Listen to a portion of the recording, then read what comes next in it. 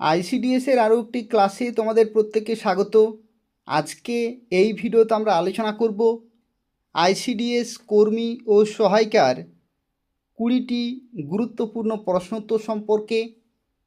তোমরা যারা পরীক্ষার জন্য প্রস্তুতি নিচ্ছ তারা নিয়মিত ক্লাসগুলি করবে, তাহলে 70+ নম্বর তোমরা খুব সহজেই তুলতে পারবে। তোমরা প্রত্যেকেই ভিডিওটি লাইক করে দেবে, শেয়ার করে দেবে। দেখো, আজকের প্রথম প্রশ্নে বলা হচ্ছে আইসিডিএস প্রকল্পটি কত সালে সরকারিভাবে চালু হয়েছিল? আইসিডিএস প্রকল্পটি কত সালে সরকারিভাবে চালু হয়েছিল?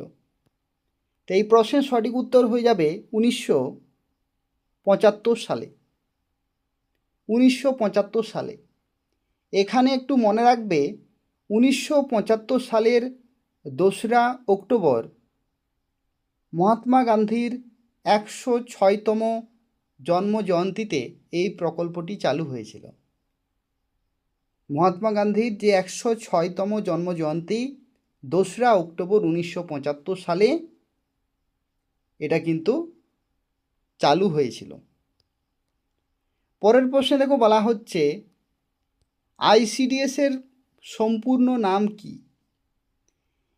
এটা বহুবার আইসিডিএস পরীক্ষায় এসেছে, তোমাদের প্রত্যেককে এটা কিন্তু সঠিক করতে হবে পরীক্ষাতে।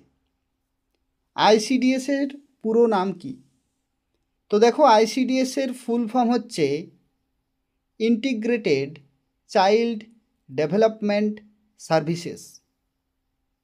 Integrated child development services.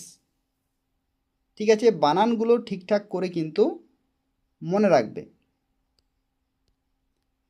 এরপর দেখো, পরের প্রশ্নে বলা হচ্ছে আইসিডিএস প্রকল্পের অধীনে শিশুদের কোন বয়স সীমাকে প্রধান লক্ষ্য হিসেবে ধরা হয়?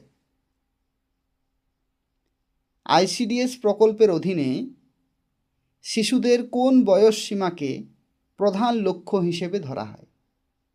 অর্থাৎ কত থেকে কত বয়স পর্যন্ত আইসিডিএসের আওতায় আছে? 0 থেকে 6 বছর পর্যন্ত।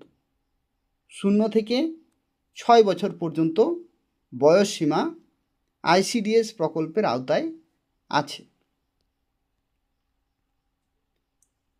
এরপর দেখো, পরবর্তী প্রশ্নে বলা হচ্ছে আইসিডিএস প্রকল্পের মাধ্যমে উপভোক্তাদের মোট কয়টি পরিষেবা প্রদান করা হয়? আইসিডিএস প্রকল্পের মাধ্যমে উপভোক্তাদের মোট কয়টি পরিষেবা প্রদান করা হয়? কয়টি পরিষেবা প্রদান করা হয়? তো টোটাল 6টি পরিষেবা প্রদান করা হয়। 6টি পরিষেবা কি কি? প্রথম হচ্ছে পরিপূরক পুষ্টি প্রদান। পরিপূরক পুষ্টি প্রদান অর্থাৎ সঠিকভাবে পুষ্টি প্রদান করতে হবে। দ্বিতীয়ত হচ্ছে টিকাকরণ, অর্থাৎ বিভিন্ন টিকা দিতে হবে। তৃতীয়ত হচ্ছে স্বাস্থ্য পরীক্ষা, অর্থাৎ হেলথ চেক আপ করাতে হবে। তার সাথে সাথে রেফারেল পরিষেবা, প্রাক বিদ্যালয় অপ্রাতিষ্ঠানিক শিক্ষা অর্থাৎ ইনফর্মাল এডুকেশন, এবং পুষ্টি ও স্বাস্থ্য শিক্ষা। তো এই হচ্ছে 6টি গুরুত্বপূর্ণ পরিষেবা বা সার্ভিস কিন্তু প্রদান করা হয় আইসিডিএস প্রকল্পের মাধ্যমে।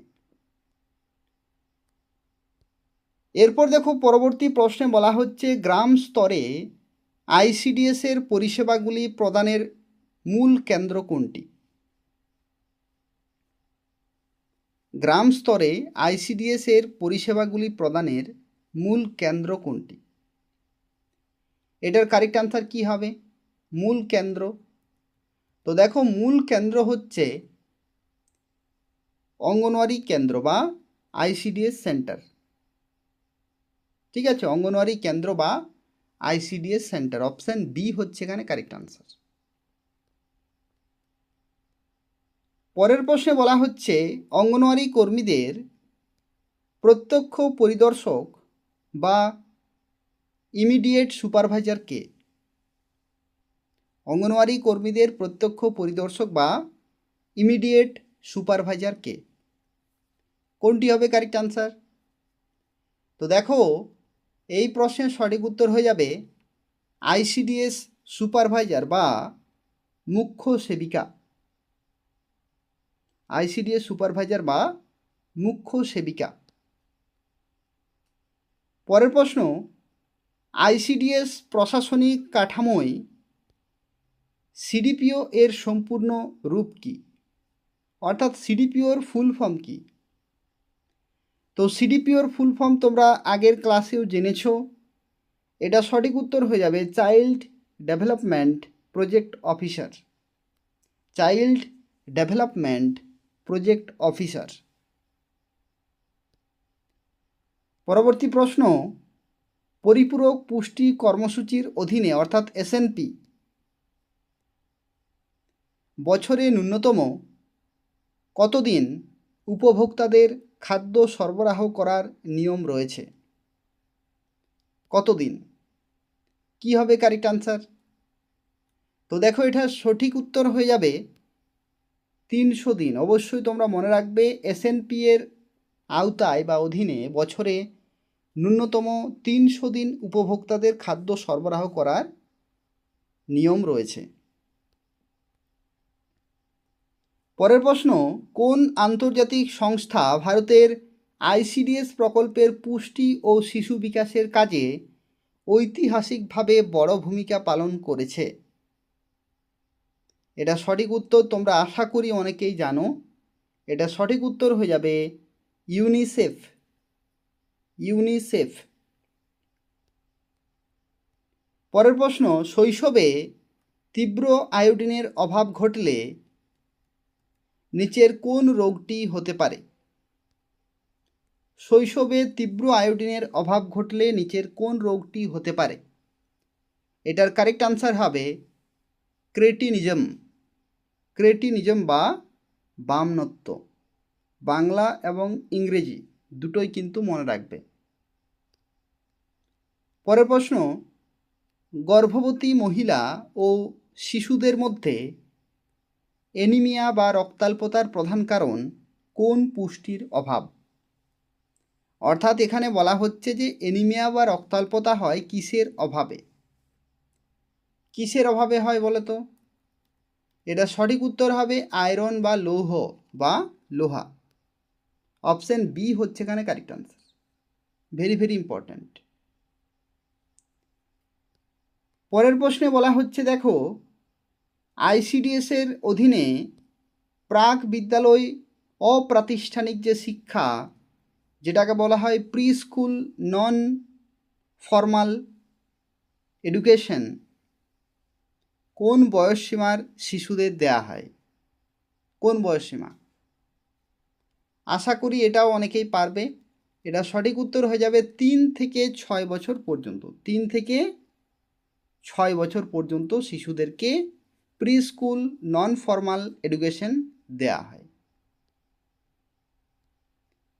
পরের প্রশ্ন, জন্ডিস রোগে মানবদেহের কোন অঙ্গটি মূলত ক্ষতিগ্রস্ত হয়?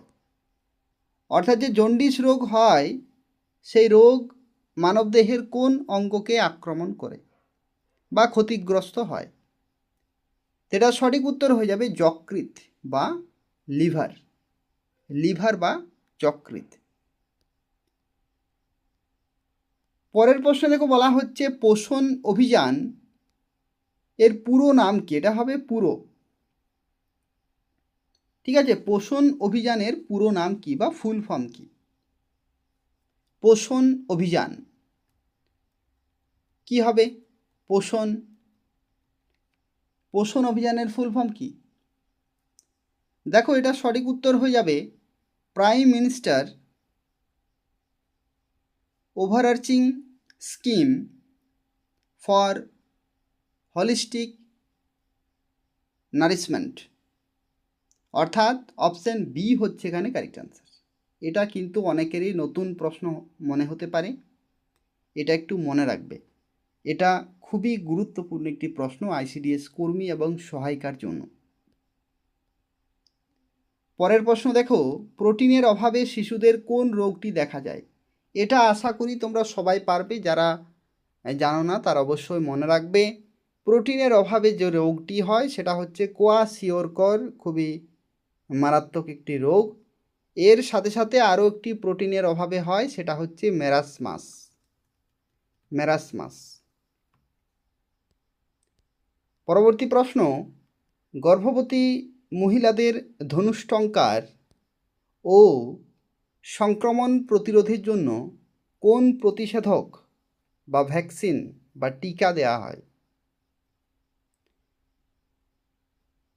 তো ধনুষ্টঙ্কার হচ্ছে টিটেনাস বা টিটানাস টক্সয়েড, বা যেটাকে বলা হয় টিটি ভ্যাকসিন বা টিডি ভ্যাকসিন।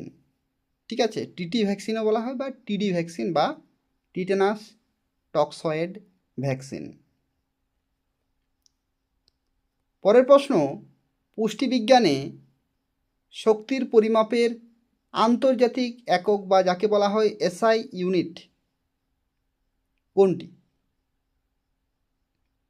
কোনটি হবে বলো তো? এসআই ইউনিট, পুষ্টিবিজ্ঞানে শক্তির পরিমাপের এসআই ইউনিট বা শক্তির এসআই ইউনিট জুল হবে। জুল। এটা কিন্তু মনে রাখবে, দৈনন্দিন ডায়েট চার্টে ক্যালোরি বেশি ব্যবহৃত হলেও বিজ্ঞানের নিয়মে আন্তর্জাতিক যে একক সেটা হচ্ছে জুল। ঠিক আছে। পরবর্তী প্রশ্ন, কেন্দ্রীয় স্তরে আইসিডিএস প্রকল্পটি কোন মন্ত্রকের অধীনে পরিচালিত হয়? কোন মন্ত্রক? যদি বাংলাগুলো বুঝতে না পারো তাহলে ইংলিশগুলো দেখতে পারো। অনেকের ক্ষেত্রে ডিপার্টমেন্টগুলি ইংলিশে মনে থাকে। কোনটি হবে? কে কে পারবে? তো দেখো, এটা সঠিক উত্তর হয়ে যাবে নারী ও শিশু বিকাশ মন্ত্রক। নারী ও শিশু বিকাশ মন্ত্রক, অর্থাৎ ministry of women and child development. পরের প্রশ্ন, পশ্চিমবঙ্গের কোন জেলায় সবচেয়ে প্রথম আইসিডিএস প্রকল্প চালু হয়েছিল? কোন জেলাতে প্রথম আইসিডিএস প্রকল্প চালু হয়েছিল? কে কে পারবে? প্রথম। তো দেখো, এখানে তোমরা মনে রাখবে দুটি জায়গাতে একসাথেই প্রথম চালু করা হয়েছিল। একটা হচ্ছে কলকাতার খিদিরপুর, আরেকটা হচ্ছে পুরুলিয়ার মানবাজার হবে, এটা বানানটা ভুল আছে, মানবাজার। কলকাতার খিদিরপুর এবং পুরুলিয়ার মানবাজারে প্রথম আইসিডিএস প্রকল্প চালু হয়েছিল। প্রথম। একটা হচ্ছে রুরাল আর একটা হচ্ছে আরবান, দুটি কিন্তু চালু করা হয়েছিল। একটা হচ্ছে গ্রামাঞ্চলে, একটা শহরাঞ্চলে। শহরাঞ্চলে হচ্ছে কলকাতার খিদিরপুর আর গ্রামাঞ্চলে হচ্ছে পুরুলিয়ার মানবাজার।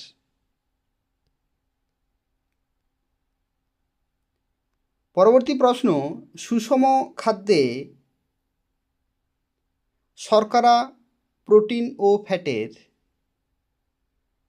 যে অনুপাত সেটা কত হওয়া প্রয়োজন?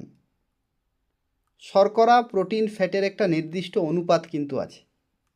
ঠিক আছে, সেই অনুপাতেই যদি দেয়া হয়, যদি গ্রহণ করা হয় তাহলে কিন্তু খুব ভালো হয়। তো কোনটা হবে? এটা সঠিক উত্তর হয়ে যাবে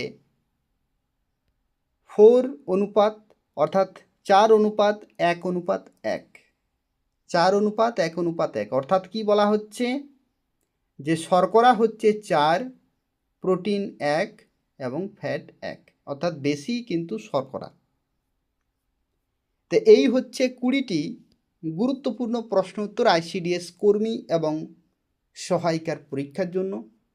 তোমরা যারা প্রস্তুতি নিচ্ছ তারা খুব ভালোভাবে কিন্তু প্রস্তুতি নাও, কারণ যে আমাদের মাননীয় মুখ্যমন্ত্রী শুভেন্দু অধিকারী মহাশয় ঘোষণা করেছেন যে পশ্চিমবঙ্গে 1 লক্ষ নিয়োগ করা হবে। তার মধ্যে আইসিডিএস কর্মী, আইসিডিএস সহায়িকা, আশাকর্মী থেকে শুরু করে পুলিশ, পঞ্চায়েত, এই ধরনের বিভিন্ন দপ্তরে, স্বাস্থ্য দপ্তর রয়েছে, গ্রুপ সি গ্রুপ ডি রয়েছে, শিক্ষক, অশিক্ষক কর্মচারী বিভিন্ন জায়গাতে কিন্তু নিয়োগ করা হবে। ডাব্লিউবিপিএসসি, ডাব্লিউবিএসএসসি, পুলিশ, এই সমস্ত বিভিন্ন পঞ্চায়েত বিভিন্ন জায়গাতে কিন্তু নিয়োগ করা হবে। আর যেগুলোর পরীক্ষা হয়েছে রেজাল্ট বার হয়নি, বা যেগুলোর ভাইবা হয়েছে রেজাল্ট বার হয়নি, বা ফর্ম ফিল আপ হয়েছে পরীক্ষা হয়নি, প্রত্যেকটার কিন্তু আপডেটগুলি খুব তাড়াতাড়ি চলে আসবে, খুব তাড়াতাড়ি। তো তোমরা যারা প্রিপারেশন নিচ্ছ খুব ভালোভাবে কিন্তু প্রিপারেশন নাও, কারণ তোমরা জানো যে আজকে রাজ্য বাজেট ছিল 22 তারিখে। 22শে জুন 2026 আজকেই রাজ্য বাজেট ছিল, অর্থাৎ এই বছরের যে বাজেটে কি কি করা হবে সেগুলো কিন্তু ঘোষণা করা হলো। তোমরা আশা করি অনেকেই জানো যে আইসিডিএস কর্মী এবং সহায়িকা, তার সাথে আশা কর্মী, তাদের 5,000 টাকা বেতন কিন্তু বাড়ানো হলো। এটা অনেক বড় একটা প্রাপ্য, অনেক বড়, কারণ এক লাফে 5,000 টাকা কিন্তু বেড়ে গেল। আইসিডিএস কর্মী এবং সহায়িকা, তার সাথে আশা কর্মী। তো যারা প্রিপারেশন নিচ্ছ খুব ভালোভাবে প্রিপারেশন নাও, যাতে এবারেই পেয়ে যাও, কারণ এবারে পেলে 5,000 টাকা আরও বাড়তি বেতন তোমরা কিন্তু পাবে প্রতি মাসেই। তো সুখবর রয়েছে, তোমরা সেইভাবে প্রস্তুতি নাও, প্রত্যেকটা ক্লাস করবে, 70+ নম্বর তোমরা খুব সহজে তুলতে পারবে। প্রত্যেকেই ভিডিওটি লাইক করে দেবে এবং তোমাদের বন্ধুদের শেয়ার করে দেবে। ধন্যবাদ।